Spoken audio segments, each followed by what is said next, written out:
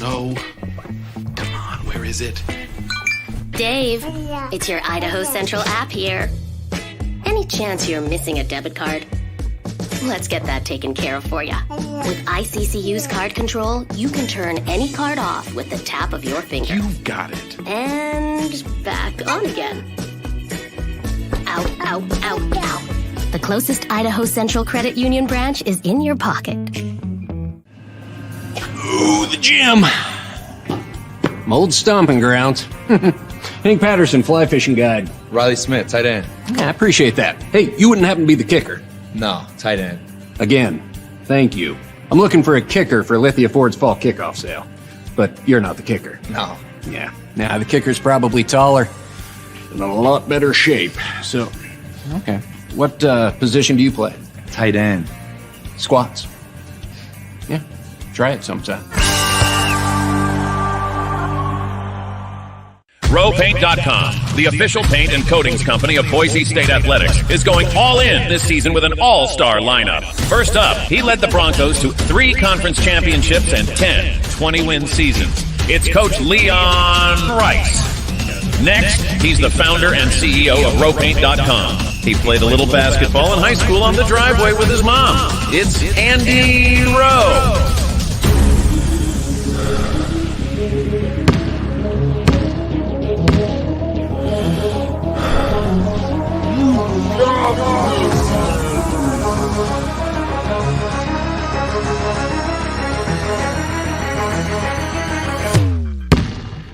Oh, no.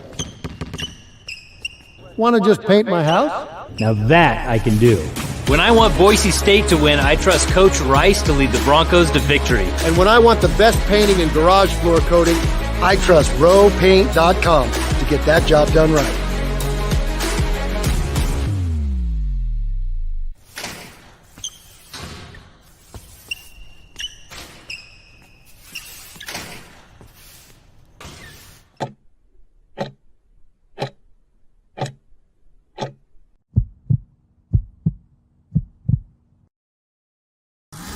This is Bronco Nation News Live.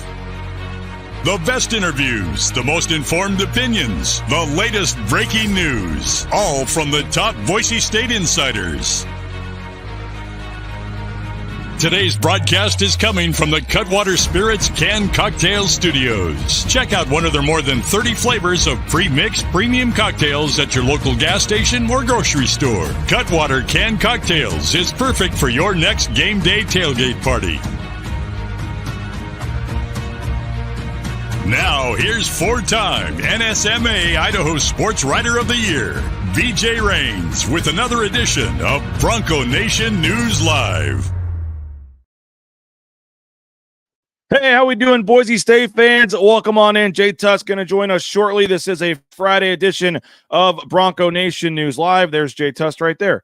Jay, we're both had long days of travel. We're both groggy, tired, trying to see our family. It's been a long year, but we're gonna power through and get this one done, and then hopefully get some time this weekend to get back on our normal clocks and schedules and things here. I had my entire house painted while we were gone. So RowPaint.com did an outstanding job. But if you saw the other side of the camera right now in terms of what my office looks like and having to put everything back together, I'm thankful you can't. But so it's going to be a fun weekend probably in the Rains house of basically re-putting our house back together after having to basically empty it. We're moving without moving, I guess, at least right now.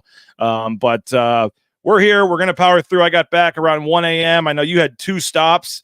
Great travel agent there going through Detroit, the nice scenic route through Detroit. Oh, man. You said you're in Detroit or something. I was like, how did you end up in Detroit? We were in Dayton. Yeah. Oh, man. Well, let's just face it, though. Any way you spin it, getting to Dayton and getting home from Dayton isn't the most convenient thing in the world. And I believe I said this on the show on Tuesday. Every time I've left Dayton, I've kind of taken a moment pulling out because right as you get on the highway, UD Arena is right there. And I just think to myself, well, this is a unique experience, but I'll never be back in Dayton again. And now I've been 3 times. So Hopefully it's there won't be a fourth, at least in the near future. But yeah, getting there is just it's not at least on short notice, it's not the easiest. That's part of the problem. Not the cheapest thing. So I appreciate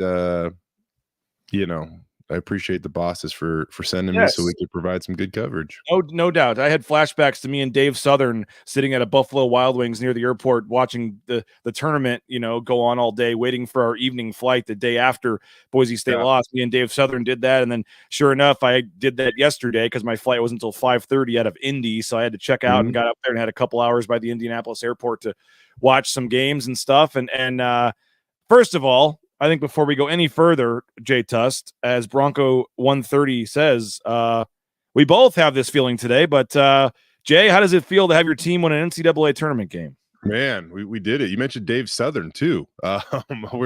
We've all been able to move on in the NCAA tournament. That last one's a little bit more. That was a clean. That was an obvious foul, though. By the way, obvious foul last night in the Kansas game. Obvious foul. Come on, dude. Honestly, I don't even know what you're talking about. I fell asleep. I was so freaking tired. I fell asleep. I woke up. KU was up 22. 22, blew it. They were only up 1 with about 15 seconds left. Wow. They were going to foul, but KU had a breakaway. So because you threw it over the top when they were trying to inbound it to foul. Dude had a layup / dunk attempt.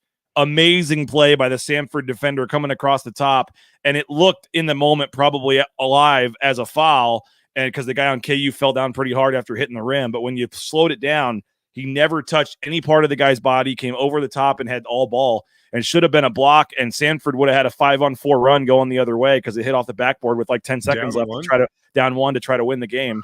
And they called the foul, and KU hit the free throws. And, Did you say Sanford or Samford, by the way?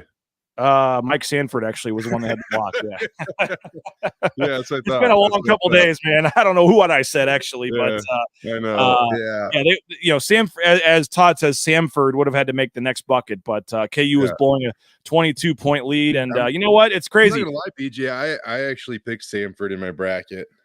You know what? I was thinking that it was too when everybody was. I just thought it was a little too chalky at that point, and we were up 22, looking great, and then almost let it go. But you know what? It's weird. Like Boise State, I don't want to say is curse, snake, but however you want to phrase it, they just have all the luck go against them.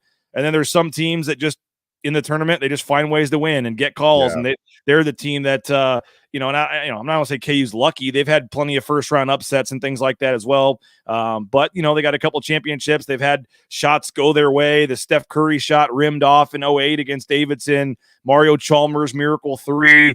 I mean, just it is crazy when you think some teams and what they have that help them and that hurt them. But Washington State, I actually had them over Drake, and that was a nice win, man. Congrats. See, that's I kind of felt the same thing about that matchup too, because everybody it seemed to be picking Drake. So when was the last time Wazoo won a game in the tournament?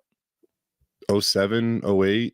I can't remember if they won one in 08, but they got through. I think they did, because I think they lost to Vanderbilt in the round of 32. I can't remember exactly, but big win for Kyle Smith and the Washington State men's basketball program. I'm super stoked for him, man. That this doesn't happen very often. Like I said, last time I was fresh out of college, then they went to the 2008 NCAA tournament. So I remember I was working at Fox Sports Northwest in Bellevue, and I was sitting back logging Mariners melts, meaning I watch a game and I basically log everything that happens in the game. And I had Washington State and Vanderbilt on right next to me, and they unfortunately lost that game. And actually, funny story, there was one of our lead producers, awesome dude. He was a Husky, and he was kind of making fun of me. And it was supposed to be a joke, but I kind of stood up in the newsroom at the time and told him to shut up. It was supposed to be a joke, and I think everybody passed it off that way. But I do kind of remember sitting down and being like, I don't know if I should have done that. I think everybody knows especially in that room, the emotions that come with watching a game, especially your favorite team. And nobody said a word to me, but to this day, I always think God, I probably should not have done that. By the way, you don't know this, but I actually interned at KMOV TV in St. Louis for a summer when I was trying to figure out what I wanted to do. And I didn't really necessarily think I was going to become like a TV sports broadcaster, but I had some connections and needed a summer internship. And I had to do a lot of that where I literally sat there and watched the Cardinals game or watched the Blues game and had to, third inning home run or this. And I had those log sheets. And and then they show a different camera angle and you log the different camera angle. And it's a little monotonous, but there's worse things that you could be doing than that. And I got good handwriting. So I felt like they liked me on that specific role because my handwriting is knowing how kind of neat and organized you are. I could certainly see that log thing was better when you probably did it. But I regress, whatever the word is. We move on. Boise State, I do want to talk about them, Jay, and obviously what happened. But man, yesterday's games, might as well start with the freshest thing. Nevada, oh my gosh, up 17. And losing that game. Colorado State scoring 11 points in the first half. I don't know if that made things easier or worse for Boise State fans to take the next day, seeing some of that happen. But man, and I don't know if you saw the fake Steve Alford quote. Did you see that? Somebody did the AI thing, or somebody just basically talked over Steve Alford's voice as if it were him, and it sounded pretty close to him, and he was ripping on the team, and it was actually pretty funny because at first I thought it was real, and I was like, wow, he just threw his team under the bus. And then I saw before I retweeted it, thankfully, that it was fake. But two tough losses for the Mountain West yesterday, Nevada and Colorado State. It was so I was flying back Delta, and actually Delta has free Wi-Fi, and they have a few channels that you can watch live, and it was all good. But apparently on the last leg you had to buy it Wi-Fi, and I just wasn't about to do that. It was only Salt Lake to Boise, and I was like, whatever. But on the longest leg, which actually mattered, apparently there was somebody there were a couple of TVs at the front of the plane that weren't working correctly. Okay. And they restarted the whole system. They're like, oh, we got to do a hard reset. And they did that, and then 20 minutes later they finally came back on. And then we're got to watch 20 minutes, and they said, okay, problem's still not working, so now we're going to do another hard reset, and this one lasted even longer. Oh no. And so my interpretation of that is there were I don't know, 3 people in first class complaining because their TVs weren't working correctly, so the whole plane had to suffer. I thought you were going to say that their TV was ahead of yours or something, so you heard screaming. No. So the whole plane had to suffer. So I didn't get to watch as much of anything yesterday as I wanted. But what I will say is on my second to last layover, I was getting on the plane and I was like, oh man, Nevada's in control. It was even we sent out a quick tweet about the game, 16-0 running at half. They look great. Yeah. And then I land in Boise, and I hear some people on the plane being like, oh man, what, they're kind of talking about the game. And I'm like, wait, what? Did Nevada blow this? And then I was like, oh, they were up 17. And then at that point in time, I want to say Dayton just hit a 3 or something to make it 56-58. And I was like, oh my God, they're going to blow this. Yeah. And then they ended up blowing it. A 24-4 run by Dayton over the final 7.5-ish minutes in that game. Man, that's tough, dude. That's really tough. I feel bad for, guys like Lucas and Blackshear who have meant a lot to that program. And I'm pretty sure both those guys, definitely Lucas, but I'm pretty sure Blackshear's done now too. So that is a really, really tough way for them to go out. And the same for Isaiah Stevens, man, for Colorado State to go out the same way. That was I kind of saw that one coming. That's a tough turnaround. 11 points in the first half. Yeah, I guess that's true. But 11, They just didn't seem like they really gave Texas their best shot there. You're up 8-2, you're kind of feeling okay, and then next thing you know, you have I don't know if you can though. If you go to Dayton, man, I tell you, you gain a whole new respect for the teams that have to go there and make these runs. And I think the reason why the turnaround times are so short that you don't have any time to think about anything. It is just all reacting. And I know how tired I am. And granted, these guys get chartered jets, flying out of Dayton. But they had to stop. I heard they had to stop and refuel in Kansas somewhere. They didn't even get a straight shot back. The team. Boise State? Yeah, they had the headwinds were too big, so they didn't have enough gas to make it back. So they had to stop in Kansas to refuel. But either way, yes, they still had a much better day than we did. Yes. Colorado probably leaves Dayton somewhere a little after midnight, and probably later than that, probably closer to 1 a.m. Eastern time on Tuesday, or call it Wednesday morning, whatever you want to call it. Yep. And they had to get to Charlotte. They land at what, 3 a.m. probably. Get to their hotels. Yeah.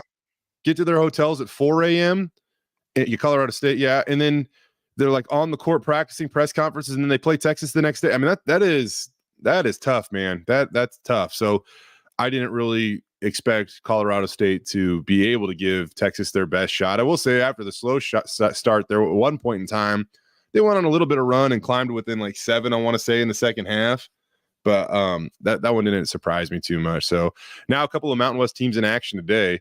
Yeah, yep. Pretty interesting. New Mexico is an 11 seed, a favorite against the 6 seed in Clemson. And Boise State and Clemson played earlier this year, and Clemson's size was a little bit of a problem at that point in time. And would have liked to have seen them play later in the season again, though. I do think that could have been a little different. I'm not sure they win, but that was still pretty early in the season when Boise State was figuring things out. But yes, New Mexico, you'd like to see New Mexico win.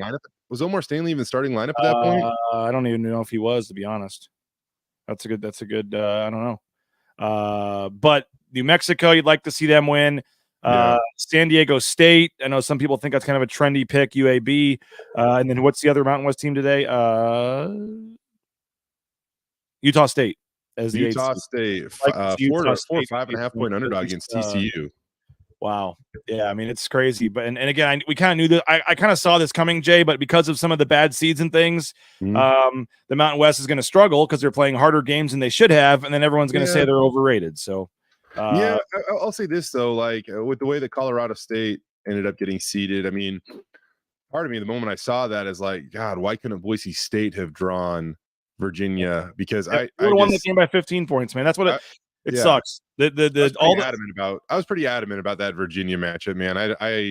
I'd been talking about that for at least a week and a half. I don't understand how Virginia was getting so much love. I have no clue how they got in the NCAA tournament, but that's certainly broke in favor of Colorado State to be able to draw that matchup. And Virginia just was awful. So it gave Colorado State a chance to win a game. So I agree with that. And then, man, I tell you, out of all of them, I was like, if I was Nevada playing in Salt Lake against Dayton, that would have been the matchup I picked. And I feel like Boise State probably could have earned that seed. But, I'll also say this. None of it's not ideal, but Colorado is in the same situation or circumstances as Boise State in terms of a turnaround and things like that. And if we're gonna complain about it being overseeded, then you got to win, man. You got to win. It is what it is. You got to prove the doubters wrong. And unfortunately, Boise State came up a little short on that end of it. Yeah, let's switch the attention to Boise State and talk about this game and this season. Cutwater Spirits, more than 35 flavors, premix premium cocktails. Make sure you pick one up at your local gas station or grocery store. Perfect beverage to watch the games today. Rowpaint.com. As I said, they just finished painting my entire house. It looks tremendous. Highly recommend the folks at rowpaint.com. They can do the concrete coatings for your garage, your back patio, your basement, or the interior, exterior residential painting of your home. Touch up the siding. They can do it all. Check them out. ROE Paint, rowpaint.com. Tyson Degenhartz with Idaho Central Credit Union. Card control. You can control that card on and off the court at ICCU.com. Their mobile e-branch online banking system, so easy to use. And again, all your banking needs. It's go no further than ICCU.com. You go in one time, set up your account. You never have to go back in. It can all be done online. The check depositing, all that good stuff. Check them out at Idaho Central Credit Union. Ridley's Family Markets. Shop Ridley's.com. 13 locations across the state of Idaho, many more in the surrounding states. Again, 40% off, up to 40% off in the checkout line using the discounts on their Skip app. Make sure you check that out at shopridleys.com. And of course, Matt Bauscher, I know he was watching the game the other day, Jay. He was disappointed, but the number one ranked realtor in the Treasure Valley is Matt Bauscher. Check him out at bauscherrealestate.com, 243-8222. And again, I know there's kind of this perception that Matt just wants the bigger $1 million plus homes. He's great at selling those, but he can sell any size home and help you out all your real estate needs, any size. Buy, sell. Let Matt and his team help you out at bauscherrealestate.com. And, of course, Lithia Ford of Boise, lithiafordboise.com. We appreciate their support. They're back for the hole-in-one. Maybe this will be the year that Jay Tust goes home with a new vehicle at the BNN golf tournament with the hole-in-one. Sponsored by Lithia Ford of Boise. Again, 5 NIL deals with student athletes at Boise State, so we appreciate their support. You can view their full inventory of vehicles online, lithiafordboise.com. All right, Jay, we were both sitting there. I guess we can say courtside. We were the second row right behind the TV crew there for the game on Wednesday. And, man, I have not rewatched the full game yet, but I know when I do today or tomorrow, all the missed layups, all the missed chances that Boise State had, I'm sure when they look back at it, they're just going to really be kicking themselves. 21 missed layups, 2 of 18 from three-point range. They battled, man, got up 4 with 5 minutes to go. You had the Roddy Anderson turnover, which really changed the game, in my opinion. There you had the ball up 4. You could have gone up 6 or 7, with 4 minutes to go and really put the pressure on Colorado. Instead, they score, and then Buzo does score to put it back to 4, but then a huge corner 3 from De Silva cut it to 1, and Boise State didn't score in the last 4 minutes of the game till there was 10 seconds left or something. Just your general take overall of another disappointing day over in Dayton. They had it. They were up. And BJ, I realized this as I was recording my live hit for the morning show at about 1 a.m. I was trying to think, how do I sum this up? And we talk about the fact that Boise State's played in Dayton 3 times now. Well, the last 2, they have actually led with under 5 minutes to go, and yet they're 0-3 in Dayton. I know the NCAA tournament is hard. I know that you play great teams, and I know that closing out those great teams can be difficult, but they very easily could be 2-1 in Dayton all time right now, and instead they sit here 0-3. They had it. You're right. 21 missed layups, 15 of 36 on those types of shots, right up close to the rim, and just couldn't finish. 2 of 18 from 3. Yeah, that rarely happens for the Boise State men's basketball team. And, it was so close. They could have had it. That game was, theirs for the taking. Yeah. And I'll say this, too, that it didn't lose them the game. But as I was back at my hotel, the wee hours of the morning, the night following the game, Eddie Lampkin. Put back. I wanted to look at that a little bit closer, and I put it on my editor timeline, and it is so obvious that the clock starts a little over a second late. And I say a little over a second because Eddie Lampkin didn't, still had the ball in his fingertips with a second to go on that shot clock. That should have been a shot clock violation. The officials even reviewed that shot, and they didn't get it right. They were wrong. I'd like to know what they were reviewing. Did they even try to reset it up, or did they? I think they're looking at the other end of the play. But I think they were trying to see if Eddie got it off in time versus seeing if the clock started on time. But one thing I will add to that too is there's got to be another person involved in that process that can help those officials out. I would assume it'd be very, very difficult for officials to be keeping their eye. And there's 3.5 seconds left on the shot clock. Yep. You might be looking for contact. At that point in time in the game, it's probably really hard to keep your eye on the clock. Well, in the tournament, they have another official. It's right there in the tournament. Yeah. But that's my point. That it feels like it has to be up to that person to flag that play and say, no, you have to look at the front end of that when the clock started, because it felt like they were only looking at the back end to see if he got it off in time, which he did before that. Though, before that. And remember, they gave them the extra. Actually, before that, they were about to inbound the ball, and the horn goes off, and they went over because the other official said, "Hey, there should be more time on the shot clock," and they went from 2.5 to 3.5 or something. And then you and me were sitting right next to each other, and I said, "Man, that felt like 3.5. That felt like a lot of time for there to still be a full second left when he got the ball." I mean, that just felt. We even said it at the time. It felt long. To catch, to dribble, to make a move, to fade away, get a shot off, have a guy catch it, and then lay it up and in. I mean, that. I think instinctually you have to say that just didn't add up right. That doesn't seem like it adds up right. Yeah. And here's the deal. Like I said at the beginning of this, no, it did not it did not lose Boise State the game. No. But it significantly prevented the possibility of had a shot to tie the game down 3 with 30, whatever time was left. And I said this before too. Colorado is a really, really good free throw shooting team, and they were outstanding at the free throw line against Boise State on Wednesday night. To go from a 3 to a 5-point game with 33 seconds to go, that's just a massive difference, man. It's a massive difference. And, again, Boise State would have had a chance to tie the game with a 3. Instead, you're going to be forced to foul and play the foul game against a team that's just not going to miss from the free throw line. Yeah. So, I mean, Bronco Ray, we don't know there. But I mean, again, they would have had literally the ball down 3 with 30 seconds left. Yeah. It's just one of those things. And again, I can't say it enough. I'm not saying, yeah, I agree with you, man. I agree with you. 21 missed layups is the reason why they lost the game. What I said was it didn't lose them the game, but it prevented, the possibility of a real comeback attempt by Boise State there in the last 33 seconds. So it didn't lose them the game, but it prevented that opportunity that they could have saved the game. And that's one of those things, man. I'm just waiting for the ball to bounce their way. And I think I said this to you in the closing seconds of the game as KJ went to the free throw line to, in a 5-point game. And it's just, I was like, man, when is just that March Madness miraculous thing going to happen to the Broncos? When is it going to happen? And it seems to happen to everybody. I mean, look at Oakland last night, that corner three. I mean, those guys went out and won that damn game against Kentucky. But like, when is that little break going to fall in favor? A ball here, a ball there. They just, I don't know. You look at that game too, and it reminded me of the New Mexico game when Boise State was trying to make the comeback and against New Mexico.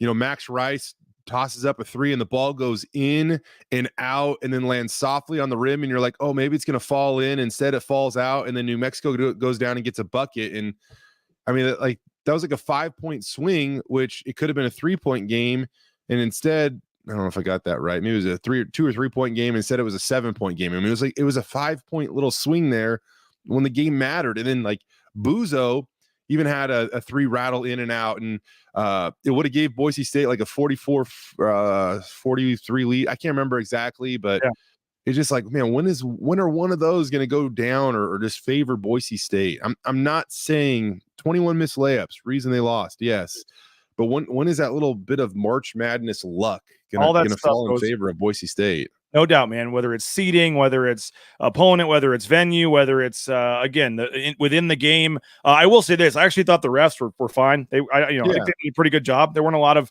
I don't remember a lot of times where Leon was yelling at the refs or Tad Boyle. For the most part, I thought they were actually pretty good.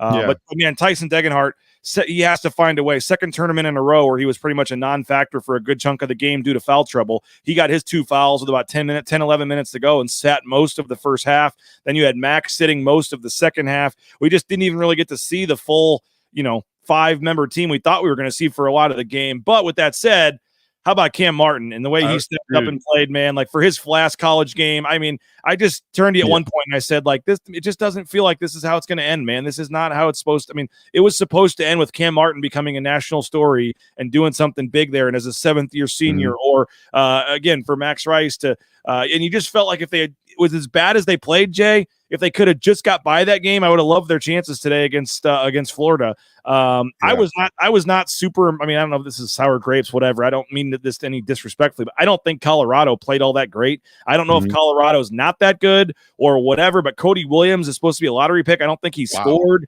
I don't think he scored. And you turned to me at one point in the game and said, which mock draft are you looking at? And it's no disrespect to Colorado or anybody on their team. We haven't seen them play all year. So, I mean, I know they're a better team than what they showed in that game, and they won. Good for them. But De Silva was huge and Simpson was huge. But other than, and Lampkin had some big putbacks as well. But overall, there were several times where I looked at you said something like, this is a winnable game. They can win this game. Like this, I was not like super scared of Colorado at any point in the game. And I just felt like for whatever reason, there was one possession, Jay, where literally 3 tips right at the rim. They just couldn't get one to go. And it just seemed like everything like that happened. And so I'm rambling. I forget what my original point was. I have no idea where I was going. I'll pick it up here because you mentioned Tyson Degenhart at one point. Oh, yes. He needs foul trouble. It was the refs did not lose him the game, but he's got to stay out of foul trouble. Yeah. He had 6 points on 3 of 10 shooting in that contest. And it surprised me because Tyson had been playing some of the best basketball of his life, man. You want to look at the 11 games prior to that, he was averaging almost 21 points a contest over those previous 11 games, shooting 55.2% from the field, almost 37% from 3, 86% from the free throw line, averaging 7 attempts per game from the free throw line over the previous 11 contests. He didn't get to the free throw line once against Colorado, not once. He was averaging. Somebody asked me, did Boise State take a free throw in the second half? If they did, it wasn't many. I don't remember off the top of my head, man. I forgot to look and don't have. Yeah, maybe Omar did. I can't remember exactly. Actually, I think I still have the stat sheet. But Yeah, I want to say Omar got to the free throw line, but I can't remember exactly in the second half. Either way, just kind of a surprising performance. No, they did not. They did not. They didn't. Okay, all second right. half, they were 5 for 6 for the game, but it says 0 for 0 from the line in the second half. All right, well there you go. I guess they didn't. Wow. Yeah, I just it was there for the taking, and unfortunately they got off their game. I do think you have to credit Colorado. They made life really difficult for Omar Stanley and Tyson Dagenhart, but dude, Omar Stanley's got to work on dunking the ball. He's so big and so strong, and some of those guys down low just seemed like he was trying too many times to lay it in. Hammer that thing down. I only wish I was as athletic enough to even have that debate. Yes. But they were down 2 at halftime, and you had Omar, Max, and Tyson were combined 1 of 14 shooting at halftime. I mean, that's not going to happen. Like that trio right there, like, you could put a blindfold on them and just ask them to throw it at the hoop from 30 feet away, and they're not going to go, 1 of 14. I truly believe that. So it just didn't connect again. And I really feel awful for Max Rice, man. He was one of the more polarizing players, that's ever played for Boise State due to his connections with the head coach. And was it all always perfect? No. Even Tad Boyle kind of joked, and I mean, I say kind of joke because I think there was some seriousness to it that, he's the coach's kid, that if he has a quick trigger or takes a bad shot, he's not going to the bench. That's what Tad Boyle said in his press conference. And I think that many of us could agree with that. That being said, the dude scored over 1,200 career points. He made over 200 career threes. Like, he meant a lot to this program. And for those that were critical of him at times, you're going to realize his value next year when he's not on the court and some of the little instinctual or intangible things that he does.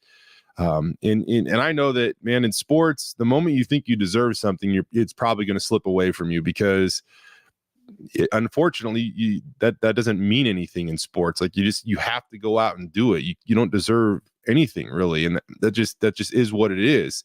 Yeah. But he deserved better. He deserved to go out better. And unfortunately he played one of the worst games, not only the season, but probably since he's been a significant role player at Boise State. And that's tough, man. And I said this, there was one of our reporters from a sister station in Colorado was covering the game, and he was kind of asking me about Max and some of the players after the game. Is that characteristic? And I said, dude, no, like covering Max and knowing Max, if you said you got to bet one or the other, Max is going to score 30 in this game or do what he did in that game, I would have taken the 30 all night, just because Max usually rises at the moment. The pressure's not too much for him. And I don't even think the pressure was, too much for him against Colorado, but it didn't go his way, and he got in trouble. And that was also, that was also kind of heartbreaking, man, when he went to the bench with 15 minutes to go and you're like, he's not going to be able to get back on the court for quite some time here. 4 fouls. Yeah. And they did a pretty good job. They didn't give him a lot of open looks at all. No, they did. That's what I mean. So he didn't get a lot of open, and then the foul trouble certainly added to that. And I don't want this to come off the wrong way. I don't know how to phrase this, I guess, Jay, but I think that, on the court, yes, he's the winningest all-time player. He was a top, 1,000-point scorer. I think he's top 25. What is he now? Fifth? I think he's around 15th or something, or 16th in scoring in Boise State history. I'm not sure he gets up. They don't have any banners hung. I'm not sure he'd be one of the 3 or 4, players that would get a banner hung there. But what he did in his career, they are certainly going to miss him. We've both defended him. I know we had the issue earlier in the year, whatever. But polarizing figure is a perfect way to say it. But I do think, Jay, that there's going to be a small part next year, assuming Leon's back and all this nucleus is back, that I think it's going to just be a little easier for Leon without having to deal with all of that criticism from fans and, his kid, and just not even having that psychological thing in his head of having to worry, playing him and all that. Like, He is going to be a huge loss. And I don't think Leon would ever admit this, but I do think there's a small portion next year with Max now moving on that I think is just going to be I don't even know what the right word is, and if this makes any sense what I'm trying to say, but because obviously he loves having his kid on the team. He's been a heck of a player. He's done a ton for this program, But again, every game, he's the easiest one to criticize when he struggled. He was the easiest one to say was playing too much. He was the easiest one to always say he got preferential treatment. And there was a portion of the fan base that I think, always looked to criticize Max before anybody else. And even psychologically, like in Leon's mind, he's not even going to have to think about, Max or leaving him out there, putting him out there. I just think that might be a, I don't even know what the right word is, not a benefit, but I just think that now having that dynamic over with, I think might, I don't want to say be a positive that Max is gone. I don't know if you understand what I'm trying to say, but I just think I get it. A lot of extracurricular stuff with fans and everything. And just to have that dynamic removed, I don't think is the worst thing in the world next year. I just think at times maybe it could have seemed like an elephant in the room a little bit, and I respect the way that they handled their whole the whole thing. I can't imagine, I can't imagine. I'm coaching my 7 and 8 year old baseball team, and it's the same thing. And I don't want, my kid might be the best kid on the team, but I don't want him pitching every game or don't want him batting third every game because it looks like he's doing, that I'm giving him preferential treatment. But if he deserves it because he's the best player, and then it's easiest though for if we lose a game, and I know it's 8-year-old baseball, but parents are saying, okay, well, my kid could have been just as good a pitcher as him, and why is he getting to pitch the playoff game and all that kind of stuff? So it's a different element, but I'm already starting to see it as a coach of my kid. How it's going behind the scenes. Yeah. Just a bummer, man. It is. We should be covering a game in Indianapolis today, man. I covered Max for a long, long time. I remember him as a kid at BK, breaking onto the varsity team, and the local kids, I feel like just because I covered them, as they've battled all the adversity along the way. I mean, you want to throw in Max's high school career? Covered that dude for almost 10 years. That's insane. That just hit me, but it's true. And I wanted him to have, I wanted him to have the performance of his life, and he didn't. And that's, boy, I didn't see it going that way. Bronco Nation's gonna miss him. No doubt. No doubt. He is definitely one of those guys, and I think Leon Rice is in the same boat, Jay. Honestly, if Leon were to leave, I think people that like to criticize or whatever don't really realize the consistency. And a guy like Max Rice, was he the best defender in the world? No. Was he the but you look at a lot of the things he did, and I know he was polarizing. He was just streaky sometimes, but he was certainly a team that most if not all Mountain West teams would have loved to have had. Yeah, and he is certainly going to be a player they're going to miss. But I do think in some small 1 percentage point out of the whole big picture, it ain't the worst thing in the world for this program and for Leon to be able to kind of put that. You had that dynamic, great 6 years, and now you don't have to really worry about that kind of criticism and stuff moving forward. Well, I mean, now we talk about the end of that era. This hit me too, as I was, waking up following 3 hours of sleep and driving to the airport in Columbus and thinking about, man, do we get to do this again next year? Because I certainly hope so. Not in Dayton. But Leon even said that. He was shaking our hands as they were walking towards their bus, and he goes, well, we'll be back next year or something. Then he stops, goes, hopefully, not here. Yeah. We are entering the final year of eligibility for Tyson Degenhart. Yes. Now we're talking about it. I mean, this is your cornerstone. This is your program right here, man. And they've got to make the most of this year. They bring back Omar Stanley. Hopefully Chibuzo Abo will be back as well. Yes. It seems like signs are pointing to that. Now, I really do believe that you're going to see some of these guys enter the NBA draft because they're going to want to explore the process. Yes. But I don't think that they're going to be a real threat to actually take that route at this point in time. It's one of those things that's going to seem shocking, but the rules were set up this way almost a decade ago now. Go do it, get your work, get your evaluation, network, meet people. That way, next year at this time, when you have exhausted your eligibility, you are totally prepared for it.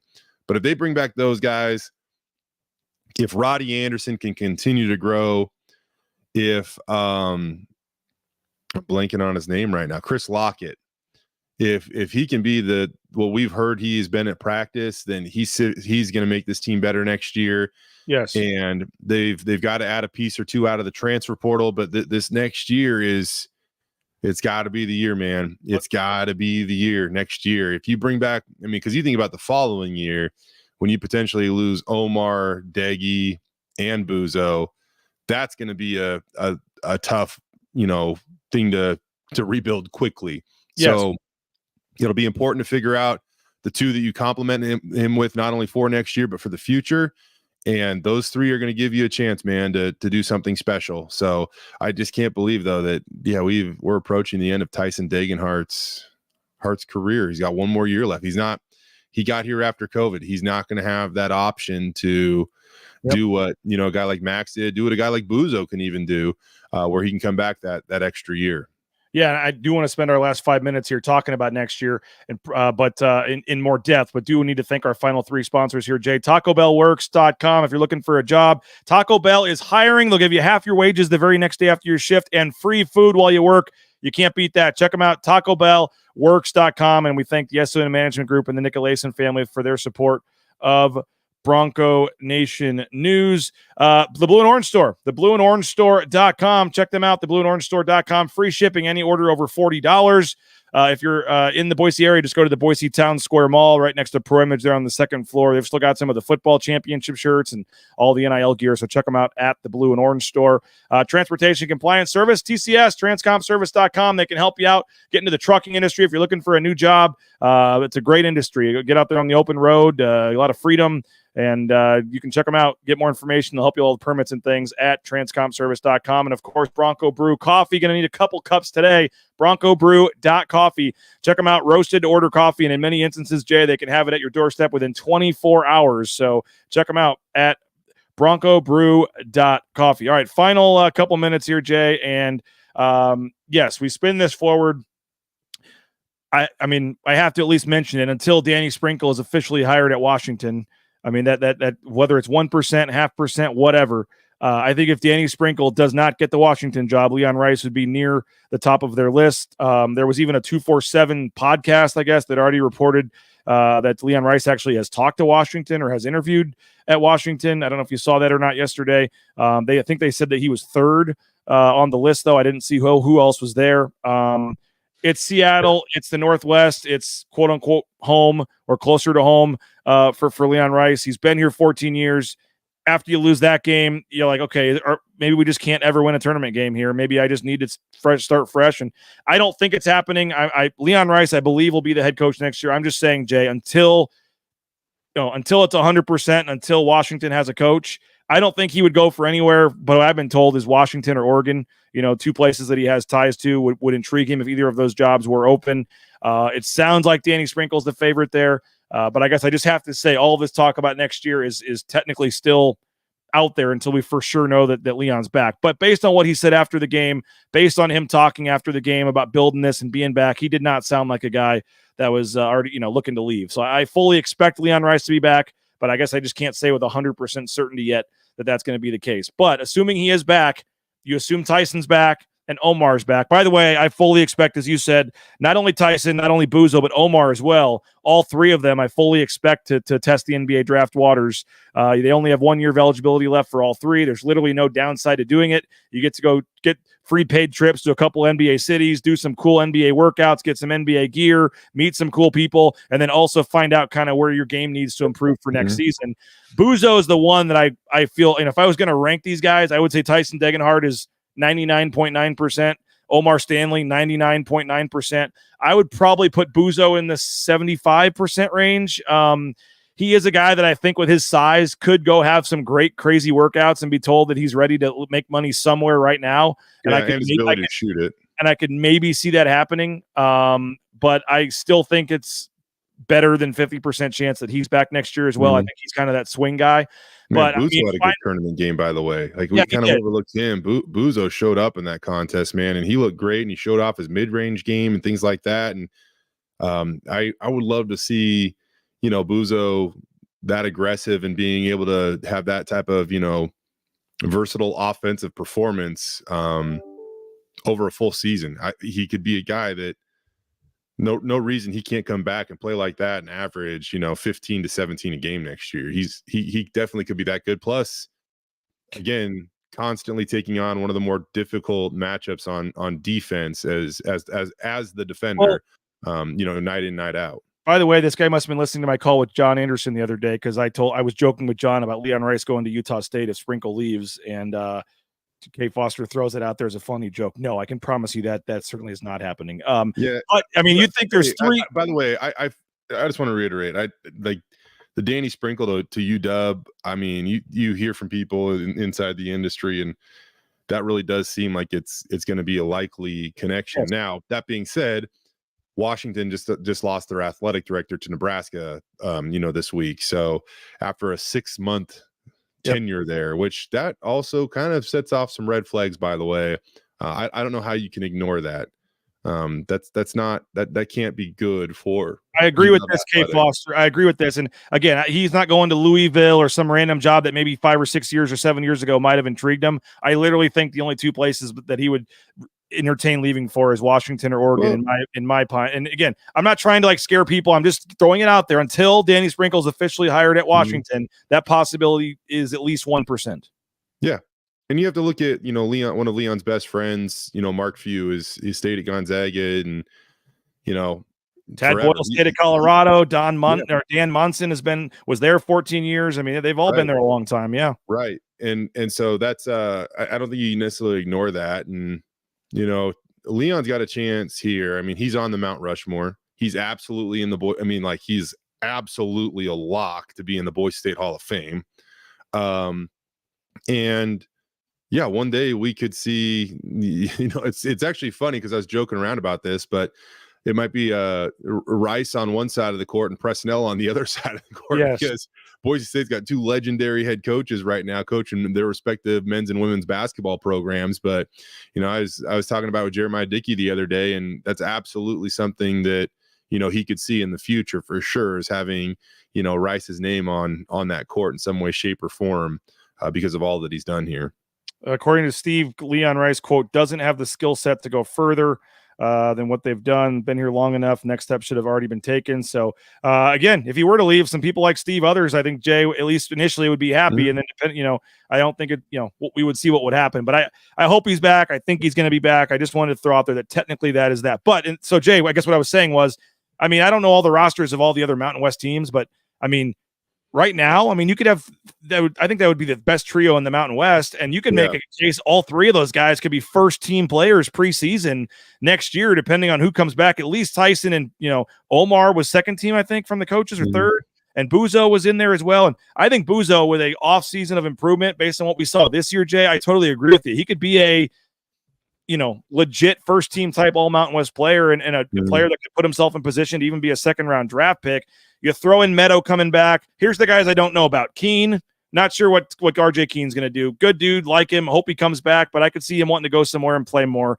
Jace Whiting played 2 minutes in the championship or in the NCAA tournament game. I know that, he's a team guy, wants to win. I get it, but at some point, does he want to go somewhere and have a chance to win too? I could see that. And then Kobe Young is another guy that you think maybe would have already left if he was going to, but he's, also a guy that maybe could play somewhere else. So those three guys, I don't know your thoughts on them all coming back. And but you do bring in Peanut Carmichael, high scoring freshman that I think is ready to contribute right away. You mentioned Lockett and Ugbo. You also have the Julian from Pocatello. So, I mean, I think they like what they're bringing in, but if you could find a shooter to replace Max, and in particular, a shooter that can maybe create his own shot a little more. You love another guy that could slash and get to the rim, a la Roddy Anderson, but is more of a shooter.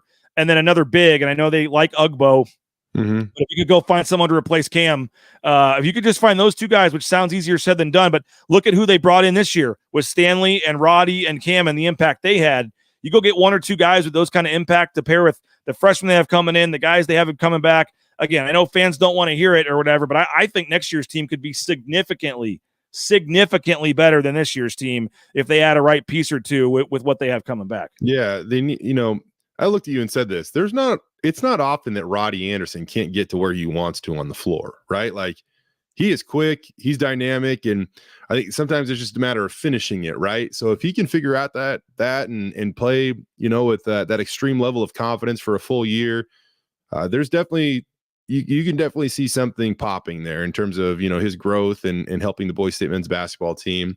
I wanted to talk about Cam Martin. Maybe we can do that on Tuesday because that dude was phenomenal against Colorado. And it breaks your heart a little bit because, again, that guy, what's going on with his shoulder, and I'm telling you, man, that guy could have hung it up midway through the year and just packed it in. And he said, no, I'm going to try to finish this thing. And he wasn't even close to the offensive player that he was for most of his career because of his shoulder injury. And you saw glimpses of some of it, of what he could do on offense against Colorado. And man, had Boise State had the full arsenal of Cam Martin this year, oh boy, that would have been a massive game changer. Like it would have been, because it would have meant a guy that's perfectly capable of going for 15 or 20 coming off the bench, or it would have meant Omar Stanley coming off the bench. I mean, like, that would have been wild. So you're right. They return a lot of good pieces. And if you talk about physical, anybody seen Ugbo for a second? Oh man. That's one thing that, over time, even since the last couple of trips to Dayton, I've noticed this team can physically stand up to just about anybody these days. And that was not the case in the past. Like, it was more on their skill and things like that. This is a very good offensive team, or very good, a team that is now physically further along than they had been, previous NCAA tournament runs. So we'll see if they can fill out that roster, complement it, and get back to March Madness again next year, BJ. Yep. Going to be a long off season. I'll be interested too in terms of how they decide to schedule, Jay. Do they go aggressive again? Do they lighten up a little bit based on the seeding and what that was? Hopefully in the next couple of weeks we can get maybe a little season recap kind of thing with Leon Rice and kind of turn the page officially. But a lot of questions, a lot of storylines. But I do think, and again, I know fans don't want to hear it 36 hours after dropping to 0-10, but I do think there's a lot of reason for optimism for this program that next year's team should be, in my mind, significantly better than this year's team moving forward. Nothing against Cam and Max. There's going to be big pieces to replace, but I feel like they can, and the other guys are going to improve. So we'll keep dabbling in the basketball talk. Football resumes practice next week. They also have pro day next week as well, Jay. So we'll get back to the football talk. I'm going to try to, if I can, get away from social media a little bit for the weekend, Jay, try to spend some time with family. We got a baseball practice tonight. The kids voted. We're the Meridian Broncos, so you may see me in my first ever orange/blue shirt. It will not have a Boise State logo on it, but they voted. We got orange jerseys, so we had to pick an orange and blue team. We had the Gators, the Mets, the Broncos. We had a lot of orange and blue, and all the kids, of course, voted on the Broncos. So nice. We will be the Meridian Youth Broncos. So that we'll turn our attention to that. Football resumes next week. We'll keep dabbling in the basketball talk. And we made it a whole show without no trolls infiltrating the chat. The post-game show, Jay, we had a lot of other teams' fan bases infiltrating the chat, but I ended up making like $100 for BNN out of it because people were donating money for me to ban the dude. So I banned him, and we got some money donated, and I had a couple beers at the airport on some of you guys. So I appreciate all of you for that. Jay, thanks, man, for doing this. Go spend some time with your family as well. And we will reconvene. Is there practice Monday or Tuesday? I think football practice is Tuesday and pro day is Tuesday, maybe. I'll figure it out then. yeah. But we'll have plenty of talk. Prater and I will be Monday morning live on Monday, and we'll keep it going as we talk football and basketball. Going to be a fun off season, I think, gearing up for football season, gearing up for basketball. Probably going to feel long, but I hope your brackets aren't busted yet. Enjoy the rest of your weekend. Appreciate you guys. Thank you, Jay, as well. And we'll talk to you guys on Monday morning, 9 a.m. Bronco Nation News Live here at BroncoNationNews.com.